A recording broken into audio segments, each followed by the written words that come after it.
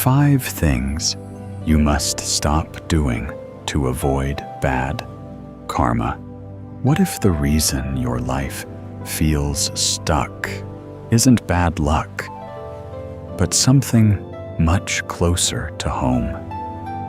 What if the patterns you keep experiencing, the same kind of people, the same frustrations, the same emotional cycles, aren't random at all? Most people think of karma as something mysterious, something distant, a cosmic scoreboard keeping track of good and bad deeds. But what if karma is happening right now, in your daily thoughts, your reactions, your habits, quietly shaping your reality without you even noticing? Here's the uncomfortable truth. Many of the struggles you're facing today may be the result of small, unconscious behaviors repeated over time. And the even more surprising part? Most people are doing at least 3 of these things every single day without realizing it. In this video, we're going to explore 5 things you must stop doing if you want to avoid creating bad karma and start building a more peaceful, fulfilling life instead. Before we dive in, let's clear something up. Karma isn't about punishment. It's not about being judged or condemned. In its simplest form, karma is just cause and effect. It's the idea that every thought, every intention, and every action creates a ripple. And those ripples eventually come back to you. Think of it like planting seeds. Every time you react with anger, you plant a seed. Every time you act with kindness, you plant a seed. Every time you choose awareness over impulse, you plant a different kind of seed. And over time, those seeds grow into your experiences, your relationships, your mindset, even the way you see the world. So if something in your life feels off, it's not about blame. It's about awareness. Because once you see the pattern, you have the power to change it. If you're on a journey of self-growth, inner peace, and real transformation, consider subscribing to Buddha Flash. This channel is here to help you see life more clearly and live it more consciously. Now, let's begin with the first habit that creates more bad karma than most people realize. 1. Living in constant judgment. Take a moment and be honest with yourself. How often do you silently judge people? Maybe it's the way someone looks, the way they talk, their success, their choices. It happens so quickly, so automatically, that most of the time, you don't even notice it. But here's what many people don't understand. Judgment isn't really about the other person. It's a reflection of what's happening inside you. When you constantly judge others, you're training your mind to focus on flaws, negativity, and separation. You're reinforcing a worldview where everything is measured, compared, and criticized. And over time, that mindset doesn't just stay outward, it turns inward. You become your own harshest critic. You start to feel like you're never enough. And without realizing it, you begin to attract relationships and situations that mirror that same critical energy. That's how karma works. Not as punishment, but as reflection. Imagine someone who constantly criticizes others for being not good enough. Eventually, they find themselves surrounded by people who judge them the same way. They feel misunderstood, unappreciated, even rejected. But the pattern didn't start outside. It started within. This doesn't mean you should ignore reality or pretend everything is perfect. It means becoming aware of how quickly your mind jumps to conclusions and choosing a different response. Instead of judgment, try curiosity. Instead of immediately labeling someone, but pause and ask, what might I not understand about this person? That small shift changes everything. Because when you replace judgment with awareness, you stop feeding negative patterns and you start creating a different kind of energy. A more open, more peaceful one. 2. Ignoring your intentions. Now let's go deeper. Most people think karma is only about what you do. But in reality, karma is just as much about why you do it. Your intention is the hidden force behind every action. It's the energy that gives your actions meaning and ultimately shapes their impact. You can do something that looks good on the surface, but if the intention behind it is rooted in ego, manipulation, or insecurity, it creates a very different kind of result. For example, imagine helping someone, but only because you want recognition. You want to be seen as generous, kind, or important. From the outside, it looks like a positive action, but internally, as it's driven by a need for validation. And that creates a subtle imbalance. Over time, this disconnect between your actions and your true intentions leads to a feeling many people can't quite explain. You might feel unfulfilled, even when you're doing all the right things. You might feel like something is off, even when everything seems fine on the surface. That's because deep down, you know the truth. Your energy speaks louder than your actions. Karma responds to authenticity, to alignment between what you do and why you do it. When your intentions are unclear, conflicted, or dishonest, even in small ways, it creates confusion in your inner world. And that confusion eventually shows up in your outer life. So, what can you do?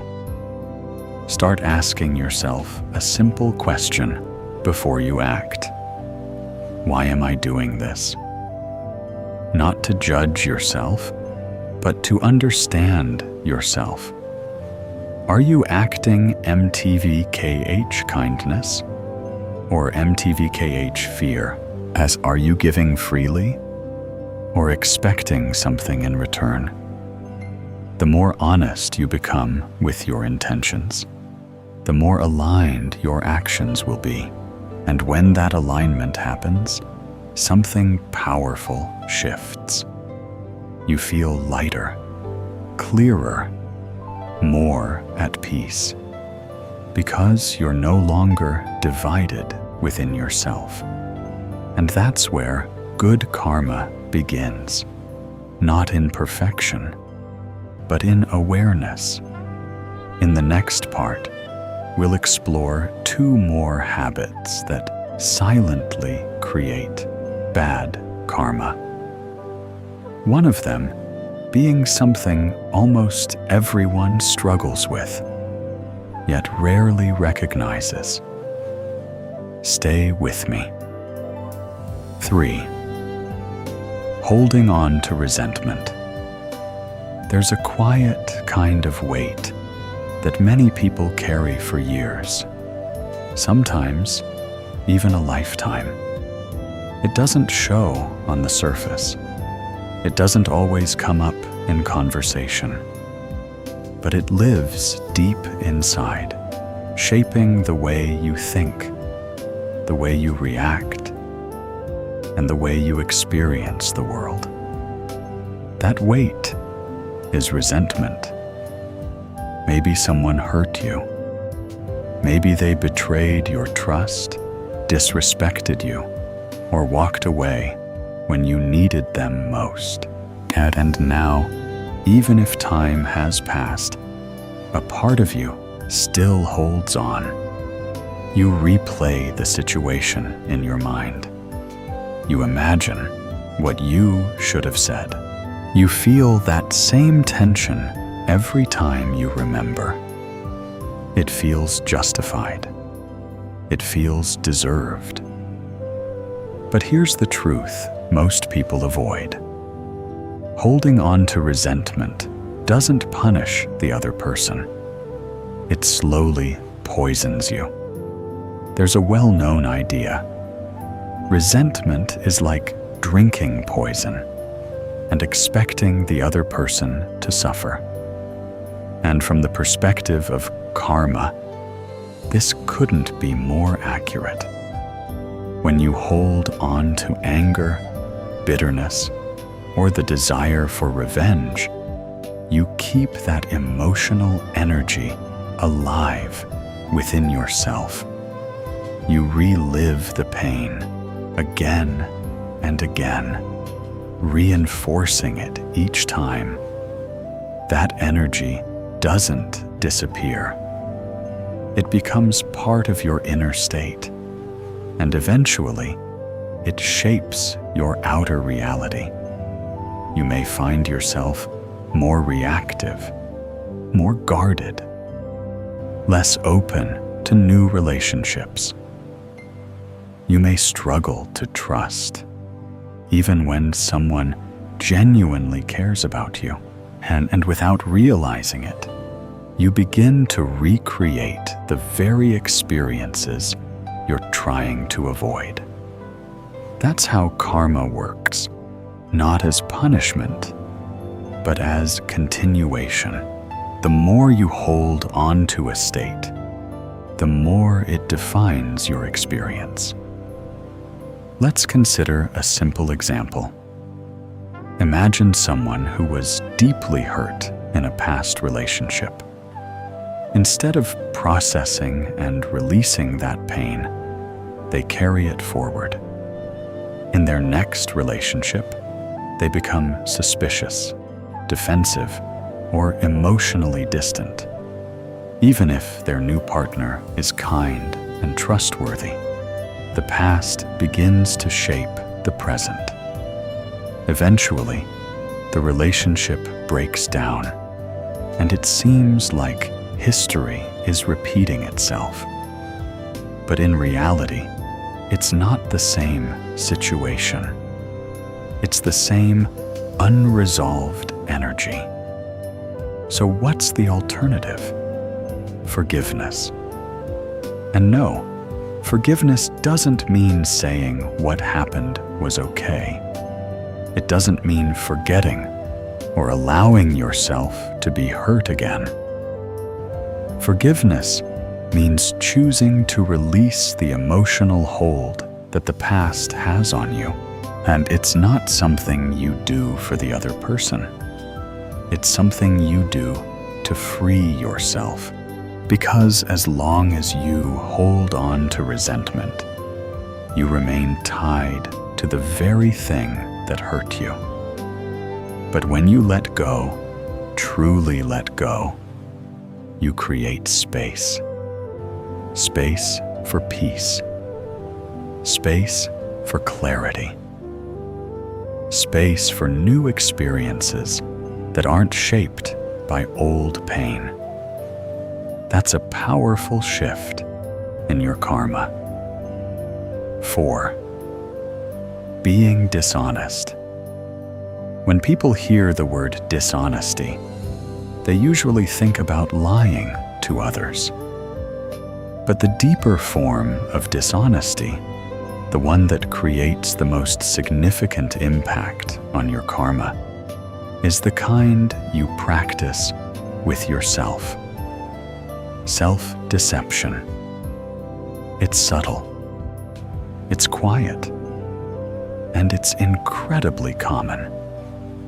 You tell yourself you're happy when you're not. You convince yourself a situation is fine when it clearly isn't. You ignore your intuition because facing the truth feels uncomfortable. And slowly, without realizing it, you begin to lose connection with your own reality. This kind of dishonesty doesn't just affect your inner world. It affects every decision you make. Because when you're not honest with yourself, you're building your life on a distorted foundation. You might stay in relationships that don't serve you. You might pursue goals that don't truly fulfill you. You might present a version of yourself to the world that feels completely disconnected from who you really are. In today's world, this is easier than ever. Social media encourages people to create polished, idealized versions of their lives. Success is often measured by appearances, not authenticity. And while it might look convincing from the outside, internally, something feels off. That's the effect of misalignment. Karma responds to truth, not the image you project, but the reality you live. When there's a gap between those two, it creates friction, confusion, a sense of emptiness that no external validation can fully satisfy. As let's say someone constantly pretends to be confident and successful, but deep down, they feel insecure and lost. They chase recognition, approval, and status, hoping it will fill that gap. But no matter how much they achieve, the feeling doesn't go away. Because the problem isn't outside. It's the lack of honesty within. So, how do you break this pattern? It starts with radical honesty, not in a harsh or self-critical way, but in a clear, grounded, truthful way. Admit what you feel. Acknowledge what you want. Recognize what isn't working in your life. It might feel uncomfortable at first, but discomfort is often the doorway to clarity. And clarity is what allows real change to happen. When you're honest with yourself, your decisions become more aligned, your actions become more authentic, and your life begins to reflect who you truly are, not who you think you're supposed to be. That alignment creates a different kind of karma, one that feels stable, real, and deeply fulfilling. Transition. Understanding karma on a deeper level. At this point, you might be starting to see a pattern. Karma isn't just about big actions or major life events. It's built in the small, repeated choices you make every day. The way you think about others, the intentions behind your actions, the emotions you hold on to, the truth you avoid. Each of these creates a subtle influence, and over time, those influences compound. That's why karma doesn't always feel immediate. You don't judge someone once and instantly face consequences. You don't hold resentment for a day and suddenly see your life fall apart. But when these patterns continue, day after day, year after year, they begin to shape your personality, your relationships, and your overall experience of life. It's like steering a ship.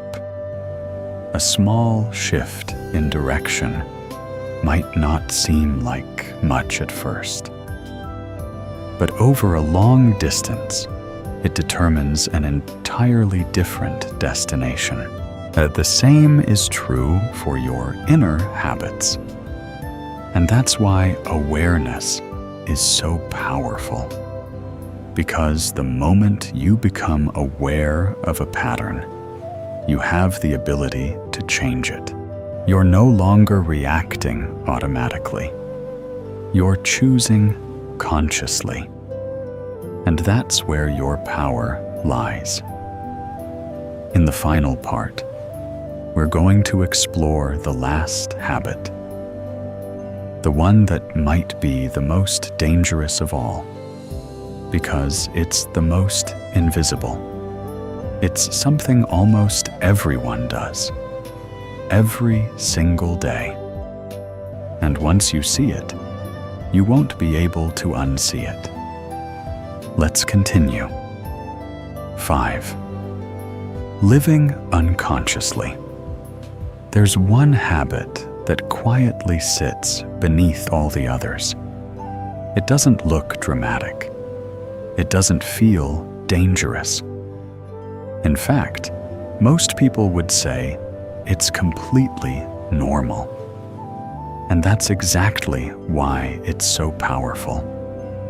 It's the habit of living unconsciously, waking up and immediately reaching for your phone, scrolling without thinking, reacting to situations without pausing, letting emotions take over without ever questioning them, us moving through your day on autopilot. At first, it seems harmless. After all, everyone does it. But here's the deeper truth. When you live unconsciously, you create unconscious karma. Every reaction you have without awareness becomes a pattern. Every impulse you follow without reflection becomes a habit. And every habit, repeated over time, becomes your reality. That's how people end up stuck in cycles they don't understand. They say things like, "Why does this keep happening to me?" But they don't see that they're responding to life in the same way, again and again. The same triggers. the same emotional reactions, the same outcomes. Not because life is against them, but because they are unaware of how they are participating in the pattern. Imagine someone who reacts with anger every time they feel disrespected. They don't pause. They don't question. They just react. At first, it feels justified, but over time, this automatic reaction begins to damage relationships. People become distant. Conflicts increase. Opportunities disappear, and the person starts to feel like the world is difficult, unfair, even hostile. But what they don't see is the invisible thread connecting it all. Their lack of awareness in the moment.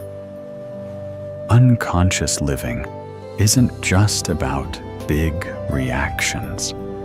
It's also about the small, quiet moments. Choosing distraction over presence. Avoiding difficult emotions instead of understanding them. Letting your mind run on old patterns without ever stepping in. The more you do this, the more your life is shaped by default, not by intention. And karma, in its simplest form, is the accumulation of those defaults. So what's the alternative? Awareness, not in a complicated, abstract way, but in a simple, practical way. Being present when you speak. Noticing your thoughts before they turn into reactions. Pausing for just a second before responding. Now, that small pause is powerful, because in that pause, you are no longer a prisoner of your habits. You become a conscious participant in your life. You choose your response instead of repeating your past. And every time you do that, you shift your karma. You interrupt the cycle. You create something new. Transformation. From reaction to awareness. Now take a step back and look at everything we've covered. These 5 habits may seem different on the surface, but they all come from the same place. A lack of awareness. Judging others without realizing it. Acting without understanding your true intentions. Holding on to emotions that no longer serve you. Avoiding the truth within yourself. Living on autopilot. Each of these patterns creates a certain kind of energy. And over time, that energy shapes your experience of life. But here's the empowering part. You don't need to be perfect to change your karma. That you don't need to eliminate every negative thought or become some ideal version of yourself. All you need is awareness, because awareness is where change begins. The moment you notice yourself judging, that's a shift. The moment you question your intention, that's a shift. The moment you choose to let go instead of holding on, that's a shift. These small moments may not seem significant, but over time, they change everything. They change the way you relate to yourself. They change the way you interact with others. And eventually, they change the kind of life you experience. Karma is not fixed. It's not something you're stuck with. It's something you are creating, moment by moment. And that means no matter what your past looks like, your future is still open. Every moment is a new opportunity to plant a different seed, a seed of awareness, a seed of honesty, a seed of compassion. And when you consistently plant those seeds, your life begins to reflect them. Not instantly, not magically, but naturally. Conclusion. At the end of the day, karma isn't something to fear. It's something to understand. It's not a system of punishment. It's a mirror. It reflects your inner world back to you through your experiences, your relationships, and your reality. So if you want to change what you see in that mirror, you don't start by trying to control everything outside. You start by becoming aware of what's happening inside. The thoughts you entertain, the emotions you hold on to, the habits you repeat. Because that's where everything begins. And when you change that, everything else follows. If this message resonated with you, if it made you pause, reflect, or see something in a new way, take that as a sign you're already becoming more aware. And that's the first step. If you want more content like this, practical, honest, and deeply transformative, make sure to subscribe to Buddha Flash and join a community that's focused on growth, clarity, and conscious living. And before you go, I'd love to hear from you. Which of these habits do you struggle with the most, and why? Drop your thoughts in the comments below. Your story might be exactly what someone else needs to hear.